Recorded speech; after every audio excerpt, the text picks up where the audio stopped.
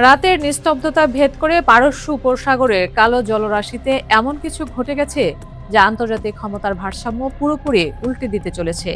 এই মুহূর্তে বিশ্বের সবচেয়ে শক্তিশালী নৌবাহিনী এমন এক ভয়ঙ্কর ফাঁদে আটকা পড়েছে যেখান থেকে বের হওয়ার পথ ক্রমেই সংকীর্ণ হয়ে আসছে। ওয়াশিংটনের যে হিসাব ছিল সেই হিসাবের খাতা এখন ছিঁড়ে টুকরো টুকরো হয়ে ভাসছে হরমুজ প্রণালীর উত্তাল ঢেউয়ে। ঘটনার সূত্রপাত হয়েছিল কয়েকদিন আগে, যখন পেন্টাগন তাদের অত্যাধুনিক বিমান বাহিনীর রণতরী ইউএসএস আব্রাহাম লিঙ্কনের পারস্য উপসাগরের দিকে রওনা দেওয়ার নির্দেশ জারি করে। মার্কিন সামরিক কৌশলবিদদের পরিকল্পনা ছিল সোজা সাপটা, একটি বিশাল যুদ্ধজাহাজের উপস্থিতি দিয়ে তেহরানকে চাপে রাখা এবং এই অঞ্চলের আমেরিকার একচ্ছত্র আধিপত্য পুনঃপ্রতিষ্ঠা করা। কিন্তু অন্ধকারাচ্ছন্ন সে রাতে যা ঘটল তা পেন্টাগনের সকল পরিকল্পনাকে ধূলিসাৎ করে দিল।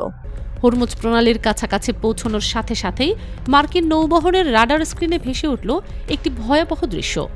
অন্ধকার সমুদ্রের বুকে শত শত আলোর বিন্দু জ্বলে উঠল, যেন আকাশের তারা নেমে এসেছে জলের ওপর। রাডারে একটা দুটো নয়, পুরো ৩০০ সংকেত একসঙ্গে ভেসে উঠল। মার্কিন নাবিকরা যখন বুঝতে পারল তাদের চারপাশে কি ঘটছে, তখন তাদের মেরুদণ্ড বেয়ে ঠান্ডা স্রোত বয়ে গেল। ইরানের নৌবাহিনী তাদের ইতিহাসের সবচেয়ে বড় শক্তি প্রদর্শনের জন্য প্রস্তুত হয়ে অপেক্ষায় ছিল।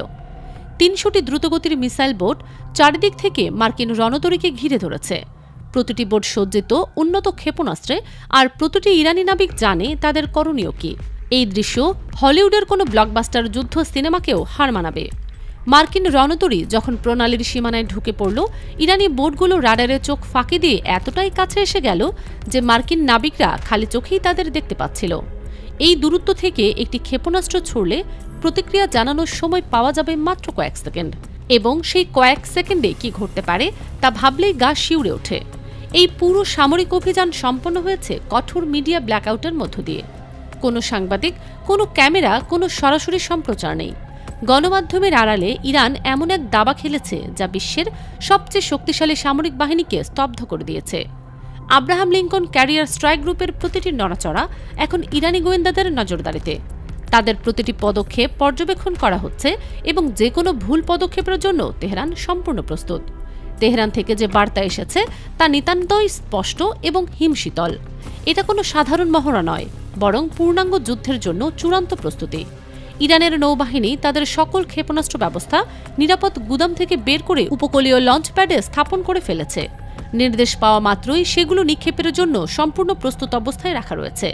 মার্কিন প্রেসিডেন্ট ডোনাল্ড ট্রাম্প বা তার প্রশাসন যদি কোনো বেপরোয়া পদক্ষেপ নেয়, তাহলে তাৎক্ষণিকভাবে হরমুজ প্রণালী সম্পূর্ণ বন্ধ করে দেওয়ার সিদ্ধান্ত চূড়ান্ত করে রাখা হয়েছে তেহরানে। হরমুজ প্রণালী বন্ধ হওয়ার মানে কি তা বুঝতে হলে এই জলপথটির গুরুত্ব সম্পর্কে জানা জরুরি। বিশ্বের প্রায় 1/5 তেল এই সংকীর্ণ জলপথ দিয়ে পরিবাহিত হয়। প্রতিদিন লক্ষ লক্ষ ব্যারেল তেল বহনকারী বিশাল ট্যাঙ্কার এই পথ দিয়ে যাতায়াত করে। এই পথ একবার বন্ধ হয়ে গেলে বিশ্ব অর্থনীতিতে যে ভূমিকম্প হবে তা কল্পনা করাও কঠিন। তেলের দাম আকাশছোঁয়া হয়ে যাবে এবং পশ্চিমা দেশগুলোর অর্থনীতি গুরুতর সংকটে নিপতিত হবে। এটি শুধু একটি সামরিক সংকট নয়, বরং বৈশ্বিক অর্থনৈতিক বিপর্যয়ের হুমকি। ইরানের সামরিক প্রস্তুতির বিস্তার কেবল সমুদ্রপথেই সীমাবদ্ধ নেই। হরমুজগঞ্জ প্রদেশের পূর্ব উপকূল জুড়ে মোতায়েন করা হয়েছে বিপুল পরিমাণ জাহাজ বিধ্বংসী ক্ষেপণাস্ত্র। এই অঞ্চলের ভৌগোলিক অবস্থান এতটাই কৌশলগত যে এখান থেকে নিক্ষিপ্ত যে কোনো ক্ষেপণাস্ত্র অনায়াসে হরমুজ প্রণালী দিয়ে চলাচলকারী যে কোনো জাহাজকে লক্ষ্যবস্তু বানাতে পারে। ইরানি সামরিক মতবাদ অনুযায়ী যুদ্ধজাহাজ ধ্বংস করার জন্য তীব্র আগুনের শক্তি বা হেভি ফায়ার পাওয়ার ব্যবহারের পরিকল্পনা করা হয়েছে, এবং সেই পরিকল্পনা বাস্তবায়নের জন্য এখন সবকিছু তৈরি। পারস্য উপসাগরে 3টি দ্বীপ রয়েছে যেগুলো এই সংকটে অসাধারণ গুরুত্ব পেয়েছে। বড় তুম্ব, ছোট তুম্ব এবং আবু মুসা দ্বীপ হরমুজ প্রণালীর ঠিক মাঝখানে অবস্থিত। ইরান গত কয়েক মাসে এই দ্বীপগুলোতে তাদের সামরিক উপস্থিতি বহুগুণ বাড়িয়েছে। ভারী সামরিক সরঞ্জাম এবং অত্যাধুনিক প্রতিরক্ষা ব্যবস্থা স্থাপন করা হয়েছে এই দ্বীপগুলোতে। এখান থেকে প্রণালীর উপর চলাচলকারী যে কোনো জাহাজে হামলা চালানো সম্ভব, এবং ইরান এই দ্বীপগুলোকে দুর্ভেদ্য সামরিক ঘাঁটিতে পরিণত করেছে। আরও ভয়াবহ যা চলছে তা হল হরমুজ প্রণালীর পানির নিচের উপস্থিতি। ইরান বিপুল সংখ্যক নৌ মাইন বসানোর কাজ সম্পন্ন করেছে। সাগরের তলদেশে বিছিয়ে রাখা এই মাইনগুলো মার্কিন সাবমেরিন বা যুদ্ধজাহাজের জন্য এক নীরব ঘাতক হিসেবে অপেক্ষা করছে। এই মাইনগুলো এতটাই সুকৌশলে স্থাপন করা হয়েছে যে এগুলো খুঁজে বের করা এবং নিষ্ক্রিয় করা অত্যন্ত কঠিন হবে। মার্কিন নৌবাহিনী যদি এই এলাকায় চলাচল করতে চায় তাহলে তাদের প্রতিটি পদক্ষেপ হবে জীবন মরণের খেলা। ইরানের পরিকল্পনা শুধু পারস্য উপসাগরেই সীমাবদ্ধ থাকছে না। তেহরান স্পষ্ট জানিয়েছে যে যুদ্ধ শুরু হলে তারা পারস্য উপসাগর থেকে লোহিত সাগর পর্যন্ত সমস্ত গুরুত্বপূর্ণ সমুদ্রপথ অবরোধ করে দেবে। এই পথগুলো বন্ধ হয়ে গেলে বিশ্ববাজারে জ্বালানি তেলের সরবরাহ পুরোপুরি বিচ্ছিন্ন হয়ে যাবে এবং এর সরাসরি প্রভাব পড়বে আমেরিকা, ইউরোপ সহ পশ্চিমা দেশগুলোর অর্থনীতিতে। ইরানের পক্ষ থেকে পশ্চিমা দেশগুলোকে সতর্ক করে একটি ভয়ঙ্কর কথা বলা হয়েছে, যা আক্ষরিক অর্থেই হিমশীতল। তারা বলেছে, যুদ্ধের ফলে তেল বাজারে যে অস্থিরতা তৈরি হবে তাতে পশ্চিমারা বুঝতে পারবে প্রতিটি রুটির টুকরোর ভেতরে আসলে কতটা মূল্য লুকিয়ে থাকে। এই কথাটির অর্থ হল বিলাসিতার জীবন ছেড়ে তাদের কঠিন বাস্তবতার মুখোমুখি হতে হবে। নিউ ইয়র্ক পোস্টের একটি প্রতিবেদনে ইরানের সামরিক সক্ষমতা নিয়ে নতুন তথ্য উঠে এসেছে, যা মার্কিন সামরিক বিশেষজ্ঞদের রাতের ঘুম কেড়ে নিয়েছে। প্রতিবেদনে বলা হয়েছে, ইরানের স্বল্প খরচে যদি ড্রোনের ঝাঁক মার্কিন বিমানবাহী রণতরী ইউএসএস আব্রাহাম লিঙ্কনের জন্য এক বাস্তব এবং ভয়াবহ হুমকি। ইরানের এই ড্রোনগুলো আকারে ছোট এবং দামে সস্তা, কিন্তু যখন এগুলো শত শত হাজার হাজার সংখ্যায় একসঙ্গে হামলা চালায় তখন সেই ঝাঁক ঠেকানো যে কোনো আধুনিক প্রতিরক্ষা ব্যবস্থার জন্য প্রায় অসম্ভব হয়ে পড়ে। মার্কিন রণতরীতে অত্যাধুনিক আকাশ প্রতিরক্ষা ব্যবস্থা রয়েছে, এটা সত্য, কিন্তু সেই ব্যবস্থা সীমিত সংখ্যক লক্ষ্যবস্তুকে প্রতিহত করতে পারে। যখন একসঙ্গে শত শত ড্রোন চারিদিক থেকে ছুটে আসে তখন সেই প্রতিরক্ষা ব্যবস্থা অকেজো হয়ে যায়। তেহরান এই ধরনের অপ্রতিসম যুদ্ধে বা অ্যাসিমেট্রিক ওয়ারফেয়ারে অসাধারণ দক্ষতা অর্জন করেছে এবং মধ্যপ্রাচ্যে মার্কিন নৌ আধিপত্য খর্ব করার জন্য এই ড্রোন প্রযুক্তিকে প্রধান হাতিয়ার হিসেবে ব্যবহার করছে। সামরিক দিক থেকে ইরানের এই সক্ষমতা একটি বড় চ্যালেঞ্জ, তবে আরও বড় বিপদ এসেছে রাজনৈতিক ফ্রন্ট থেকে। পারস্য উপসাগরে আরব দেশগুলো, বিশেষ করে সৌদি আরব এবং কাতার, তাদের অবস্থান পরিষ্কার করে দিয়েছে। এই দুটি দেশ স্পষ্ট জানিয়ে দিয়েছে তারা তাদের মাটিতে অবস্থিত মার্কিন সামরিক ঘাঁটিগুলো ইরানের উপর হামলার জন্য ব্যবহার করতে দেবে না। এটা মার্কিন সামরিক পরিকল্পনার জন্য একটি বিশাল বিপর্যয়, কারণ স্থলভাগের ঘাঁটি ব্যবহার করতে না পারলে আমেরিকাকে পুরোপুরি নৌবহরের উপর নির্ভর করতে হবে এবং সেই নৌবহর এখন ইরানের ক্ষেপণাস্ত্র এবং ড্রোনের পরিসরের মধ্যে অবরুদ্ধ অবস্থায় রয়েছে। মিত্র দেশগুলোর এই অসহযোগিতা ইরানকে এই অঞ্চলে কার্যত একা করে দিয়েছে। বছরের পর বছর ধরে আমেরিকা যে জোট গড়ে তুলেছিল সেই জোট এখন ভঙ্গুর হয়ে পড়েছে।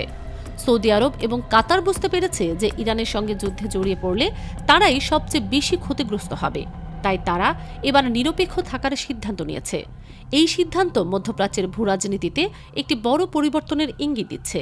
ইরান এবং তাদের মিত্র হিজবুল্লাহর পক্ষ থেকে যে হুঁশিয়ারি এসেছে তা পরিস্থিতিকে আরও জটিল করে তুলেছে। লেবাননের প্রতিরোধ আন্দোলন হিজবুল্লাহ জানিয়েছে আমেরিকাকে শুধু সাগরে নয়, পুরো মধ্যপ্রাচ্য জুড়ে প্রতিরোধের মুখে পড়তে হবে।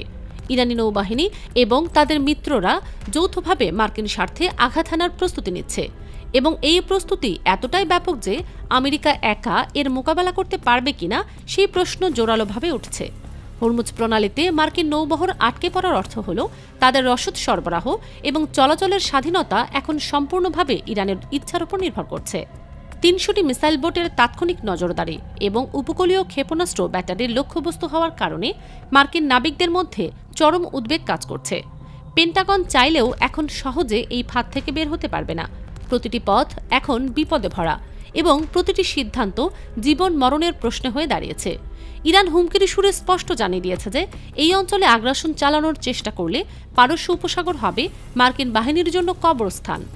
এই কথাটি কতটা বাস্তব তা সময় বলে দেবে, তবে এই মুহূর্তে যা দেখা যাচ্ছে তাতে একটি বিষয় একেবারে পরিষ্কার হয়ে গেছে, পারস্য উপসাগরের নিয়ন্ত্রণ আর আগের মতো ওয়াশিংটনের হাতে নেই।